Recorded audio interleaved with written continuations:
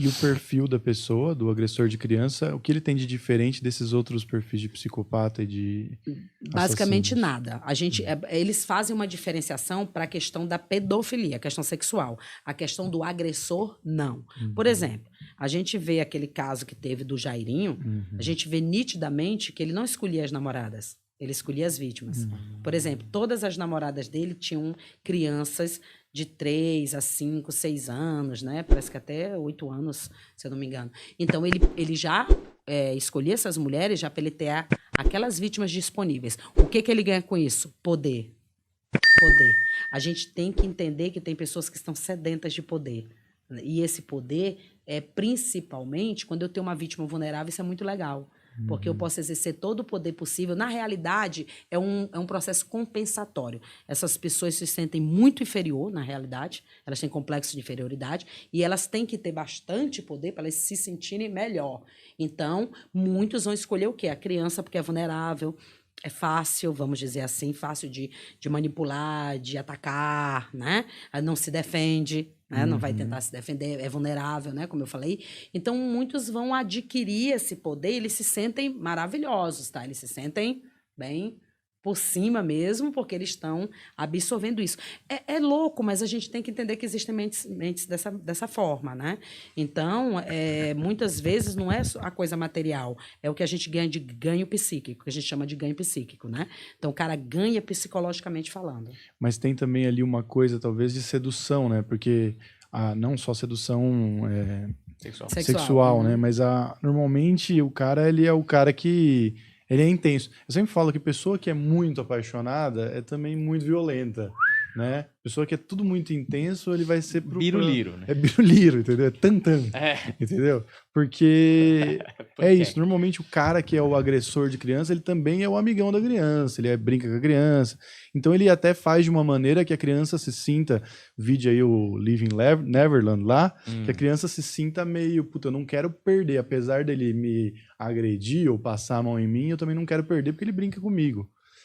Então, como é que a gente pode... Porque, lógico, tem o cara legal que gosta de brincar com criança e tem o cara que tá brincando com criança porque vai fazer isso. Esse meio tempo que eu tenho filho, né?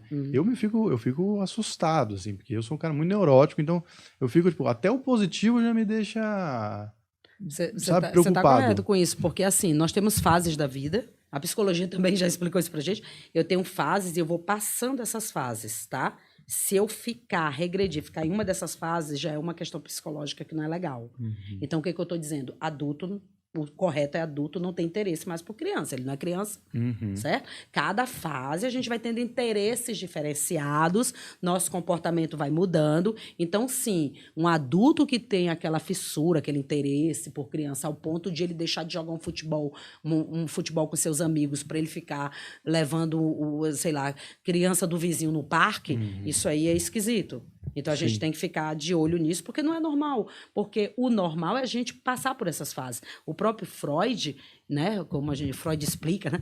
O próprio Freud, ele já mostrou isso pra gente. Olha, se tu fixar em uma fase anterior, tu não vai ficar legal. Tu vai ficar com resquícios daquela fase e levando aquilo pra fase adulta. Tanto é que muitos pedófilos, eles são infantilizados no seu comportamento. Eles são meio que acriançados. Tem uma um coisa perfil que eu achei meio que muito interessante, que é ganhos psíquicos. Porque eu acho que isso talvez explique você dar uma olhada por trás da cortina do fenômeno, sabe? Você dá aquela... Porque você falou uma coisa muito interessante. Então, quer dizer, o cara tem um complexo de inferioridade.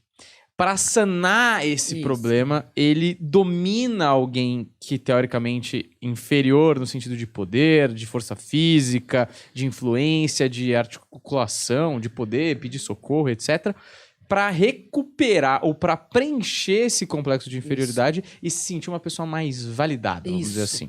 Isso é muito comum entre os criminosos. O próprio Maníaco do Parque, ele relata bem isso. Então, isso que eu queria saber.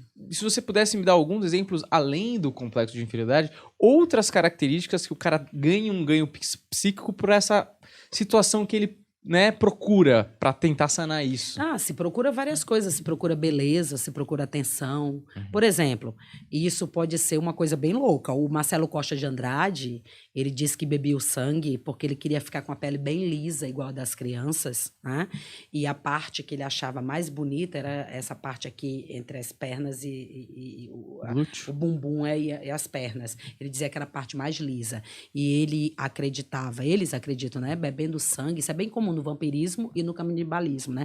Você adquire alguma característica positiva daquele indivíduo que você matou, né? Então isso é comum, isso é um processo que eles vão fantasiando sobre isso, eles vão substituindo, né? E muitas vezes eles foram aquelas crianças que ninguém dava atenção, que nunca foram escutadas na sua vida, e ele vai refletir isso lá na maneira como ele comete o crime.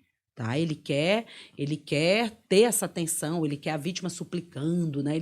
Isso tudo dá esse prazer para eles, eles se sentem poderosos, né? Como é que você identifica na criança sinais de abuso emocional, e não só o abuso emocional, o abuso relacionado à sexualidade, mas o abuso geral, né, na criança? Como é que você... A criança vai demonstrar no comportamento, por exemplo, não tem mais cuidados com higiene, tá?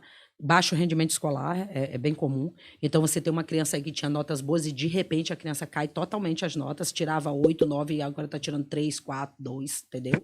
Isso é um alerta, né? Então, essa questão da higiene, essa questão do baixo rendimento escolar, apatia emocional, né? Então, a criança fica meio que parada, apática, ela nem fica triste, nem fica alegre, né? Então, tem sinais, sim. Esses são os principais que você vai percebendo.